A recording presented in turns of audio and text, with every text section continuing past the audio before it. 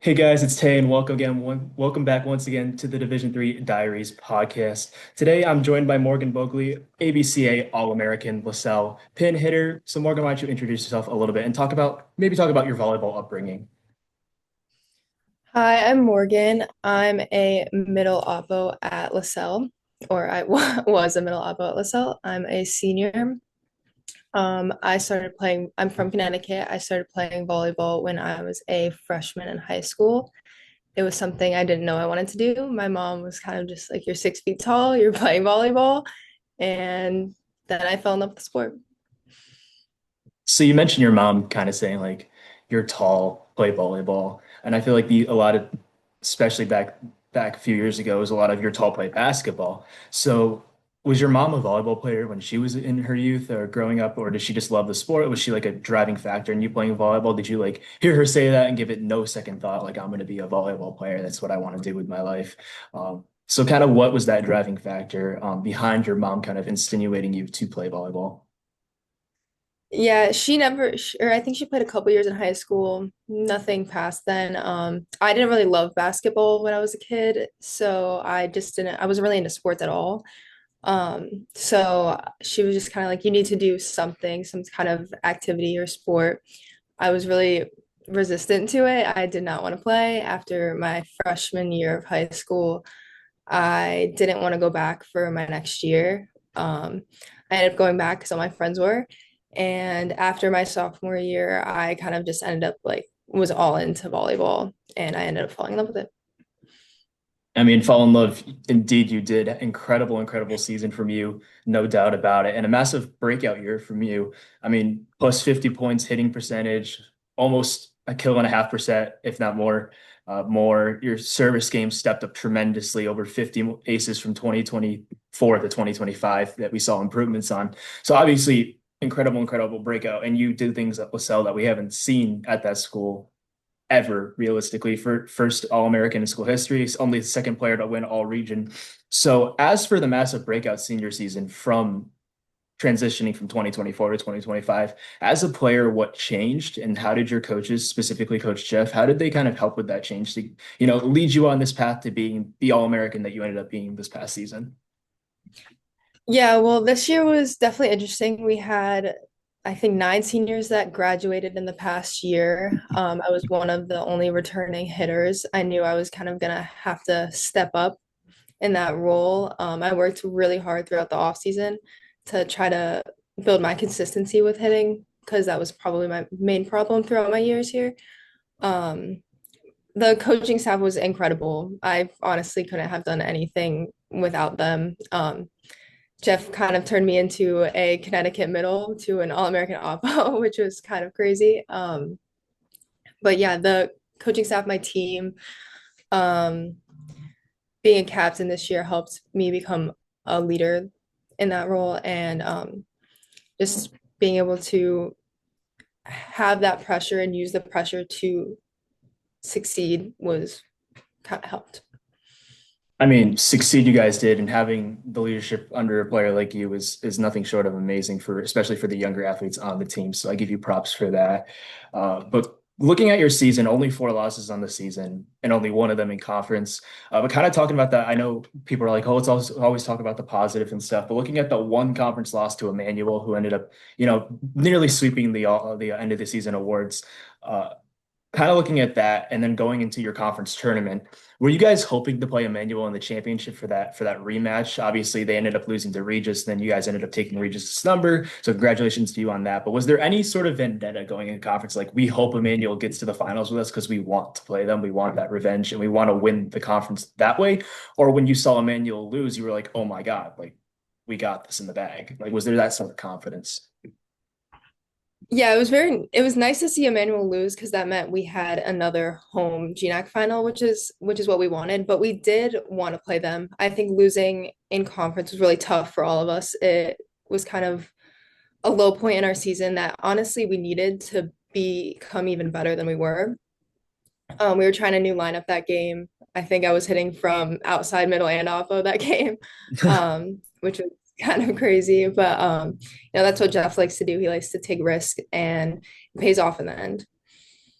I mean, the conference in general was very, very competitive in terms of conference play. It always is, but you guys, Emmanuel, obviously, uh, Rivier, like all of you guys, very intense conference. So to only have one loss in it to be a five setter, nothing short. But speaking of five setters, kind of straying away from conference, you guys had two very big wins early on in five setters over Wentworth and Plymouth State, two eventual tournament teams right there. And obviously Plymouth State, what they've been doing, and then Wentworth has had an amazing year. But those are two out of conference wins that can really turn around, like give momentum to the season. So looking at it from there, how did those two wins kind of prep you guys for conference play, as those were probably two of the better teams you played leading into conference play? They definitely helped build our confidence.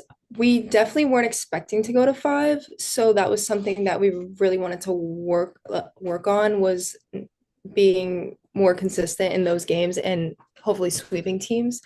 Um, so yes, it was great that we won against those teams, but I think we all thought we could have done better. So I think that really pushed our team to do even better in the next coming games.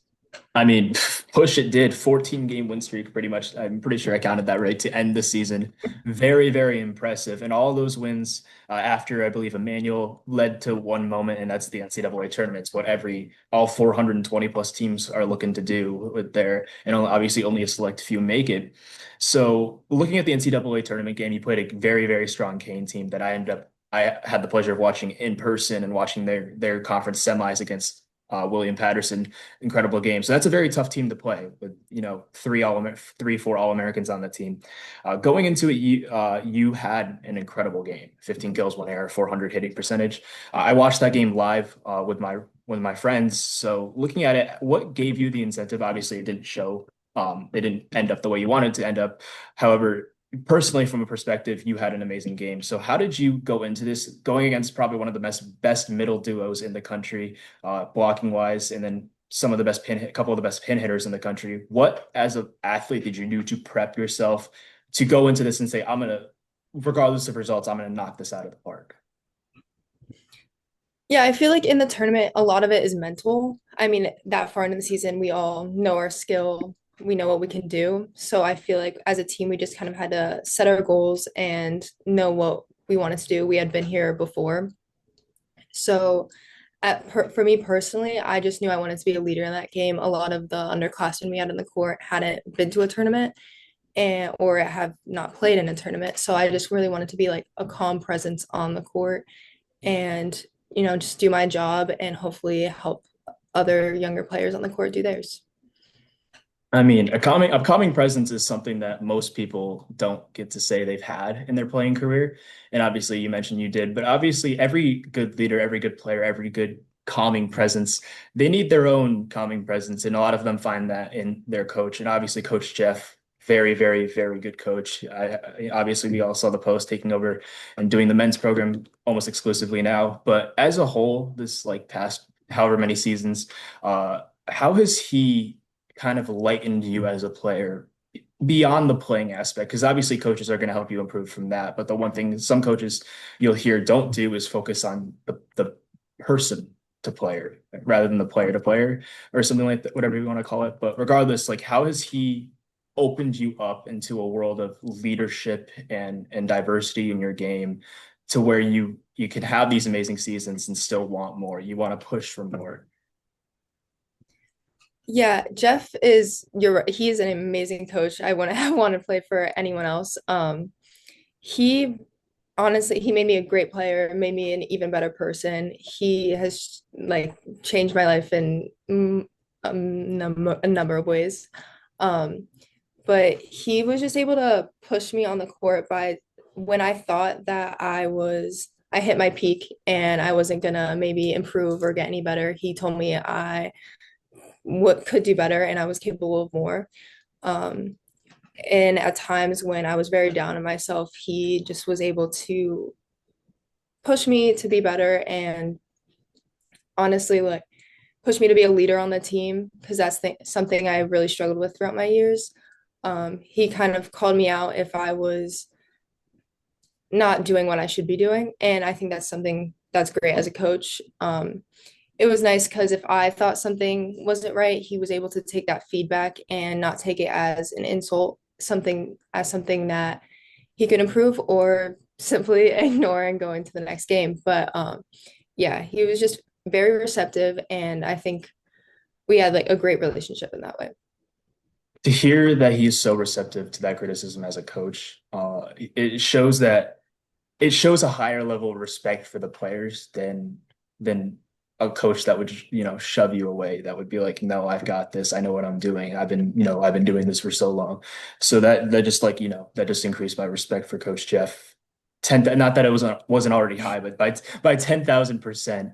And Coach Jeff, obviously, other than you, coached a great deal of amazing players, especially this past season. I want to talk about one player because, realistically, every bit of offense you had starts around what she does, and that's Maddie Caro, GNAC Libero of the Year. I mean, with a conference with so many liberos, that's very difficult to do. As a teammate, as a player, how seeing her and being on the court with her and how she commands the defense, how has that made you want to push to be more of a heavy offensive player? Because so often than not, I see players all over that are like, oh, my libero got a good pass. Now I have to put this down. I have to put this ball away. My libero just made an insane dig. Us as a team, now we have to convert on this point. So how has her like energy, her drive, and her command of the back row helped you guys as a team improve? Because, like I said, amazing season from her. Yeah, she's incredible. She's an incredible athlete, even better person. She has been a starter since she got here. She has been in these situations before. She's definitely a very calming presence, which you don't get a lot because people are very worried about themselves, but she's just one of those players that's always worried about other people on the court. She knows that she's trying her best, she's doing her job. And yeah, we also have a great relationship. She's my roommate for 4 years. So that has been very nice, especially being able to strive to be on the court with her the past 4 years. But yeah, she's incredible. She's a great captain. She's been a captain for 3 years now. And yeah, she deserves all the awards and even more. Like you said, incredible athlete. She picks up things that I did not think were humanly possible to pick up. So props to her on that. But to kind of add to the teammate aspect, Victoria also had an incredible season, over 400% hitting on the year, which is just something that's incredibly crazy to say. But one thing that does do is it makes the defender, especially the blockers, think a little bit more, especially when you have a middle that's putting balls away so frequently. So having Victoria there as an offense as a whole, kind of give us an insight on how her being so efficient opened up you guys for more offensive options. Because once you see a middle hitting like 500 in a game, you start to make that your primary. Like I got to shut this middle down, opening up the pins. So as a whole, even both your middles, how did they like help you guys open up as a pin group, like a collective group of pins, to be more offensively, I guess, execution wise? Yeah. Vicky is also an incredible athlete. We lost the middle last year and she just kind of came in and did her job even better. Like she was just insane. She definitely did open up the block quite a bit. Um, she deserves, I think she's going to be very good in this next upcoming season. And yeah, the both of our middles were really good. Michelle was a great defensive middle. And they did like make their presence known on the court this season. I mean, for those who want to watch one of the best middle matchups, go back and watch the Kane Lasell tournament Oh matchup. yeah, That for sure. game of two, four of the best middles we saw in the country this past year. But we've given praise to your coach, we've given praise to your teammates, well deserved. But kind of straying away from that, let's focus on Morgan, the athlete. Like I mentioned earlier, incredible season, a historic season for a LaSalle player. If at that, so obviously first player in program history to get the All-American nods, which is probably one of the hardest things to do in any sport, is to earn that All-American nod from any division, one, two, three, it doesn't matter. There's such a select few that make that award, that can earn that award.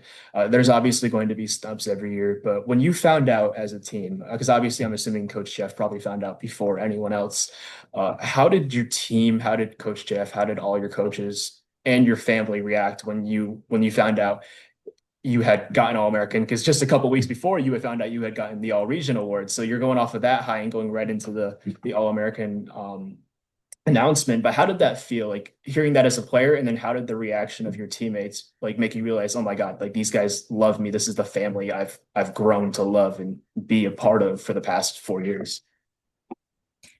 Yeah, the All-American was very unexpected in my book, but I was actually driving home for Thanksgiving and Jeff gave me a call and I was in shock. I was thinking I was gonna crash my car on the way home. Um, it was honestly surreal. And my teammates, obviously I was home for Thanksgiving, so didn't get to see them then, but when I came back, everyone was super supportive and honestly everyone in the Lasell community. But yeah, our program is just generally so supportive of each other, even like the men's team. And that's just something so special. And I wouldn't give up that for the world. That's incredible to hear. And my opinion, your All-American game was the 18 kills, no errors against St. Joseph's. Uh, every player has their All-American game, but All-American memories are something that you don't get very often in one's life. But looking at it from a sports perspective, very few athletes get to, have that All-American memory in the terms of not the actual All-American aspect of it, but an All-American memory as in a memory that, you're never going to forget. You could play another 30 years, but your core happiness of the sport will always go back to these kind of moments. So kind of talking about that, what is like a couple of moments from your past, whether it was this past season, whether it's winning titles, accolades, even if it's just meeting that one teammate, what are some, I guess, all-American memories that you have that you were like, no matter how long I play the sport, no matter how old I get, this is one or two moments that I will always go right back to, no matter what happens. I would definitely say the top one was our first GNAC win at Regis my sophomore year. That was just surreal. And the group of people, we were very close with my class and the class above me are very close. So that was kind of nice because we built the program when we came in and we were just freshmen and sophomores. Um, and so to be able to win that with them not at home was kind of insane. Another moment I can remember would probably be we had a five setter my sophomore year at St. Joe's, Maine. And that was a game where I kind of realized that I could be a main member of this team and be a starter. And that is something that like I'll always take with me. I mean, to have that kind of sense of, I guess, security in yourself, not even just like, oh, I know I have a starter spot, knowing I can get that starting spot is definitely a core memory. I mean, I don't think anyone would ever forget. And speaking of the finals, like three straight GNAC titles, like can't get much better for a career on that. But a couple of final questions. One of them kind of going back to the play of the game. Obviously, we've talked about the GNAC championships, but you've played three incredible teams in the tournament. I believe it was like what Johns Hopkins, Ithaca, and then Kane. Funny enough, all four of you guys have the same exact team colors. But Yeah. going back to all of that, playing for three incredible teams each year, obviously, you've gotten better and better and better. But how did seeing such high level of competition? Let's kind of look at the first one, which I believe was Johns Hopkins. You guys played in the tournament, who eventual, I believe, semifinalist, Elite Eight. How have seeing those teams improved your game? Because a lot of people don't realize how much watching another team play, even if it's a team that you beat, can help you improve your game. So looking at it from that standpoint, like watching them play, especially going against them, how did that improve your play as a whole, and how did that improve your drive to want to be so much better?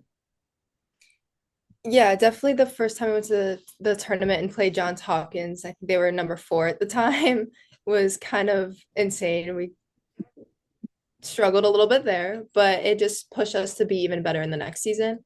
We went back to Johns Hopkins, played a different team, but we had been in that gym before. So it definitely helped us with our confidence there. And then obviously the past game against Kane was a little bit closer in sets. But I think it just builds the momentum for Lasell in the next coming years. And I'm very excited to see where they go. I'm also extremely excited to see where they go and to see where you go in your with your future endeavors. Like I said, incredible, incredible career. But one final question that I like to leave off on is as a whole, obviously you said you weren't big into sports growing up. So, but looking at it from like when you started playing volleyball, was there a person that you always idolized and you were like, whenever I will get to that next level, I want to play like them?